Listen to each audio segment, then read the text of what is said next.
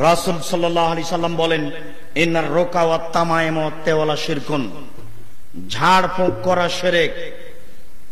কোরআন হাদিস ব্যতীত অন্য কিছু দিয়ে যদি ঝাড়ফুঁক করেন তাহলে তা শিরক হবে। কোরআন হাদিসের আয়াত পড়ে আপনি ঝাড়ফুঁক করতে পারেন। আজ থেকে যদি কোনো মুন্সির কাছে তেল পড়তে নিয়ে যান, যদি পানি পড়তে নিয়ে যান, তাহলে মুন্সিকে আগে জিজ্ঞাসা করবেন, মুন্সি আপনি যে আমার তেল পড়বেন কি বলবেন, আপনি যে আমার পানি পড়ে দিবেন কি বলবেন। যদি কোরআন হাদিসের দোয়া হয় তাহলে আপনি নিতে পারেন, যদি না হয় তাহলে আপনিও মুশরিক, সেও মুশরিক, সাবধান থাকুন। তিনি বলেন অত্যাওয়ালা শিরক, স্বামী স্ত্রীর মধ্যে ভালোবাসা সৃষ্টি করার জন্য যে কোনো মাধ্যম অবলম্বন করা শিরক। কোন লোকের কাছে গিয়ে ভালোবাসার পথ খুঁজবেন না। যেই দিন বিবাহ পড়ানো হয়েছে সেই দিন আল্লাহ স্বামী স্ত্রীর মধ্যে ভালোবাসা দিয়ে দিয়েছেন। অতএব আজকে আপনি স্বামী স্ত্রীর মধ্যে ভালোবাসা খুঁজতে যায়েন না, নইলে আপনার শিরক হয়ে যাবে। রাসূল সাল্লাল্লাহু আলাইহি সাল্লাম বলেন, মান হালাফা লিগাইরিল্লাহ ফাকাদ আশরাকা, কেউ যদি আল্লাহ ব্যতীত অন্যের নামে কসম করে তাহলে সে শিরক করলো। তিনি বলেন, মান তালাকা তামিমা ফাকাদ আশরাকা, কেউ যদি তাবিজ ঝুলাই, মাদুলি ঝুলাই, 22 হাতের মাথায় পাগড়ি বেঁধে সূরা ইয়াসিন দিয়ে যদি মাদুলি লিখে দেয় তাবিজ, ওটা যদি আপনি ওই তাবিজ যদি হাতে লাগান, কোমরে বাহুতে লাগান, তাহলে আপনি মুশরিক। আপনি যদি আল্লাহ ব্যতীত অন্যের নামে কসম করেন তাহলে আপনি মুশরিক। রাসূল সাল্লাল্লাহু আলাইহি সাল্লাম বলেন, মান আতা আরাফান, কেউ যদি গণকের কাছে যায়, ফাসাল আনহু আন শাইন, তাকে যদি কোনো কিছু জিজ্ঞাসা করে যে আমার এটা হয়েছে, টাকা হারিয়ে গেছে, একটু দেখেন তো, রাসূল সাল্লাল্লাহু আলাইহি সাল্লাম বলেন, লাম তুকবাল লাহু সালাহ 40 লাইলা, 40 দিন তার ইবাদত কবুল হবে না। গণকের কাছে যদি যান তাহলে 40 দিন আপনার ইবাদত কবুল হবে না। তিনি বলেন, কেউ যদি গণকের কাছে আসে, তাকে জিজ্ঞাসা করে, তার বলা কথাকে যদি বিশ্বাস করে, তাহলে ফাকাদ কাফারা বিমা উনজিলা আলা মুহাম্মদ, তাহলে সে কোরআন মাজিদকে অস্বীকার করলো, সে শিরক করলো। একদা 10 জন মানুষ রাসূল সাল্লাল্লাহু আলাইহি সাল্লামের কাছে আসলেন। তার মধ্যে 9 জন মানুষের সাথে আল্লাহ রাসূল হাতে হাত মিলিয়ে বায়াত করলেন, কিন্তু একজন মানুষের সাথে আল্লাহ রাসূল হাতে হাত মিলিয়ে বায়াত করলেন না। 10 জন লোক বলল, 9 জন লোক বলল, আল্লাহ রাসূল আপনি 9 জন মানুষের সাথে বায়াত করলেন, আমসাকা আন ওয়াহিদ, একজন থেকে বিরত থাকলেন কেন? তখন আল্লাহ রাসূল বললেন, ওই লোকের হাতে বাহুতে তাবিজ আছে, বালা আছে, এই জন্য আমি তার সাথে বায়াত করলাম না। তখন লোকটি ভিতরে হাত ঢুকিয়ে গলা থেকে তাবিজকে ছুঁড়ে ফেললো। আল্লাহ রাসূল তার সাথে বায়াত করলেন। বলছিলাম, সম্মানিত দিনী ভাই, এই দেশের মাটিতে অসংখ্য শিরক রয়েছে। হাতের রাশি দেখে ভাগ্য পরীক্ষা করলে শিরক হয়, হাত চালিয়ে ভাগ্য পরীক্ষা করলে শিরক হয়, টিয়া পাখির মাধ্যমে ভাগ্য পরীক্ষা করলে শিরক হয়, তুলসী গাছ তুলে ফেলা যায় না, এই মন্তব্য করলে শিরক হয়, তুলসী গাছে লাথি মারা যায় না, এই মন্তব্য করলে শিরক হয়, গরুকে লাথি মারা যায় না, এই কথা বললে শিরক হয়। গরু হচ্ছে অমুসলিম, মুশরিক, হিন্দুদের মাবুদ দেব। ওই ভালোবাসা মুসলমানের মাথায় ঢুকে আছে। লাঠি দিয়ে মারলে গরুকে বেশি লাগবে, আর লাথি মারলে গরুকে কম লাগবে। অতএব লাঠি দিয়ে মারার চেয়ে লাথি মারা ভালো। বুঝতে পারেন না কথাটা? গরুকে লাঠি দিয়ে মারার চেয়ে লাথি মারা ভালো। এই মাথায় কেন আসলো এই হিসাব? এর নাম শিরক। ধানের উপর দিয়ে জুতা পায়ে দিয়ে হাঁটা যায় না, এই ধারণা শিরক। কেন? ধান দানা হচ্ছে লক্ষ্মী, লক্ষ্মী মানে মাবুদের একটা অংশ। এই জন্য ধারণা হচ্ছে ধানের উপর দিয়ে হাঁটা যায় না, জুতা পায়ে দিয়ে, এই ধারণা হচ্ছে শিরক। শুনুন, আপনার মা চাউল ঝাড়ছিল, আপনার বাচ্চাটা দৌড়িয়ে এসে কুলার উপরে উঠে গেল, তখন আপনার মা বলছে, কুলক্ষণে ছেলে সর, কুলাতে পা দিতে হয় না। এর নাম হচ্ছে শিরক। আপনি হাঁটছিলেন, ভরা পাতিলে ভাত আছে, আপনার পা পাতিলের সাথে লেগে গেল, আপনার মা বলছে চিচি, আহারে ভরা পাতিলে পা দিতে হয় না, এর নাম শিরক। চুলা আখা, চুলাতে আপনার পা লেগে গেল, আপনার মা বলছে চুলাতে আখাতে পা দিতে হয় না, এরই নাম শিরক। ড্রাইভার ভালো তাই বাচ্চা বেঁচে গেল, এই কথা বললে শিরক হয়। ডাক্তার ভালো তাই বাচ্চা বেঁচে গেল, এই কথা বললে শিরক হয়। মাঝি ভালো তাই নৌকা ডুবলো না, এই কথা বললে শিরক হয়। কাক ঘরের উপরে ডাকছে, কুটুম্ব আসতে পারে, এই মন্তব্য করলে শিরক হয়। হাত থেকে গিলাস পড়ে গেল, কুটুম্ব আসতে পারে, এই মন্তব্য করলে শিরক হয়। শুনুন, রাতে আপনার মা আপনার বোন চোরাচুন্নি পাখিতে আপনার ভাগনা ভাগ্নিকে ধরে নিবে, এই জন্য লোহা হাতে করে বের হচ্ছে, এমনিতেই বাইরে যাবে না, এই ধারণা করলে শিরক হয়। গাভীর গলায় চামড়া ঝুলিয়ে দেওয়া হয়েছে যাতে করে গাভীর দুধ নষ্ট না হয়, এই হিসাব করলে শিরক হয়। পা ফুলে গেছে তাই সাদা কড়ি চুলের ভিতরে ঢুকিয়ে পায়ে বেঁধে দেওয়া হয়েছে, এই কাজ করলে শিরক হয়। কালো সুতাতে গিরে দিয়ে ফুঁক দিয়ে বাচ্চার গলায় ঝুলিয়ে দেওয়া হয়েছে, এই কাজ করলে শিরক হয়। মায়ের নামে কসম করলে শিরক হয়। দুই চোখের কসম করলে শিরক হয়। ছেলের মাথায় হাত দিয়ে কসম করলে শিরক হয়। কোরআন মাজিদে হাত রেখে কসম করলে শিরক হয়।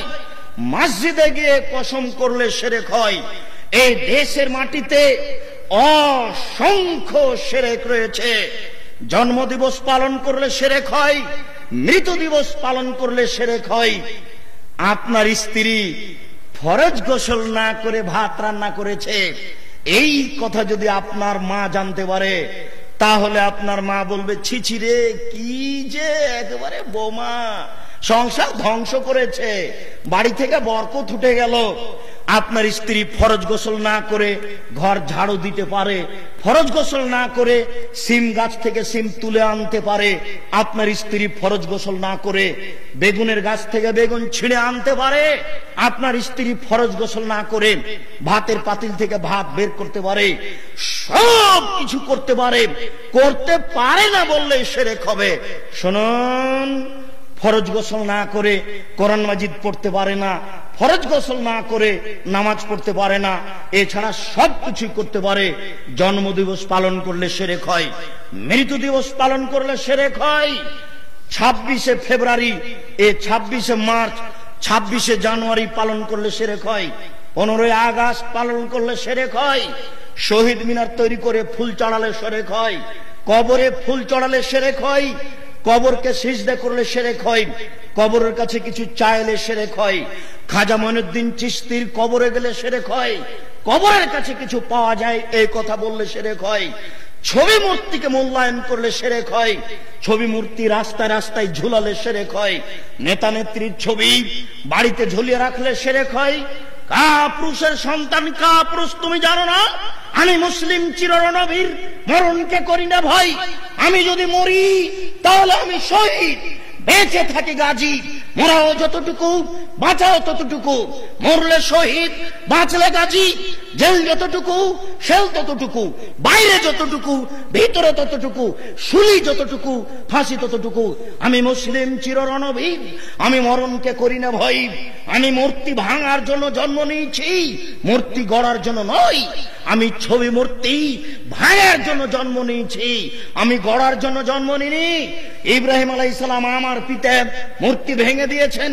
আমার নবী মুহাম্মদ সাল্লাল্লাহু আলাইহি সাল্লাম কাবা ঘরে ঢুকে বাপের মূর্তি ভেঙে চৌচির করেছেন।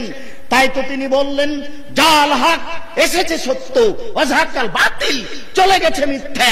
ইন্নাল বাতিলা, নিশ্চয় মিথ্যা, কানা জাহুকা, চিরদিন মিথ্যা। এই বলে লাথি মেরে ইব্রাহিম আলাইহিস সালামের ছবি মূর্তি, ইসমাইল আলাইহিস সালামের ছবি মূর্তি, ঈসা আলাইহিস সালামের ছবি মূর্তি, পিতার ছবি মূর্তিকে ভেঙে চুরে খান খান করে দিলেন। তাই তো আমাদের নবী মুহাম্মদ সাল্লাল্লাহু আলাইহি সাল্লাম আলীকে বললেন, আলী লা তাদু তিমসালান ইল্লা তামাসতাহু, আলী তুমি ছাড়বে না কোনো ছবি মূর্তি, সবকে ভেঙে চুরে খান খান করে দাও, চৌচির করে দাও। আলী তুমি ছাড়বে না কোনো উঁচু কবর, সবকে ভেঙে সমান করে দাও।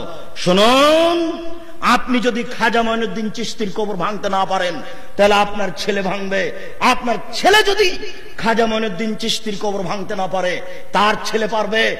কেউ যদি ভাঙতে না পারে, যেদিন ঈসা আলাইহিস সালাম আসবেন, সেদিন লাথি মেরে কবরকে ভেঙে চৌচির করে দিবেন কাপুরুষ। সেই দিন তোমার বাপ ঠেকাই যেন, সেই দিনের তুমি অপেক্ষায় থাকো।